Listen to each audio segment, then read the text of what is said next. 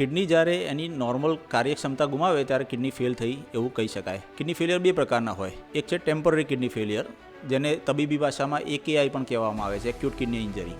આ પ્રકારના કિડની ફેલિયરમાં દર્દીનું અત્યાર સુધી ગઈકાલ સુધી કિડનીનું કામકાજ લગભગ નોર્મલ જેવું રહેતું હોય છે, પણ રાતોરાત કે થોડા દિવસોના સમયગાળામાં પછી એ ચેપ થવાને કારણે, અમુક દવાની આડઅસર થવાને કારણે, કે ડાયરિયા કે ઝાડા ઉલટી થઈ જવાને કારણે, શરીરમાં પાણી ઓછું થઈ જવાને કારણે કિડની પર અસર થઈ જાય છે અને ક્રિએટિનનું પ્રમાણ વધવા લાગે છે. જો આ શરૂઆતી અસર હોય તો એને દવાઓમાં ફેરફાર, થોડું પ્રવાહીની માત્રા જાળવીને એમાં સુધારો લાવી શકાય છે. અસર વધી જાય, ક્રિએટિન ખૂબ વધી જાય, 7-8 થઈ જાય, પેશાબ આવવાનો બંધ થઈ જાય, તો આ પ્રકારના દર્દીને ડાયાલિસિસ કરવું પડે છે. કેમ કે આ ટેમ્પરરી કિડની ફેલિયર છે એટલે ડાયાલિસિસ યુઝ્યુઅલી 2 થી 3 અઠવાડિયા સુધી જરૂર પડતી હોય છે.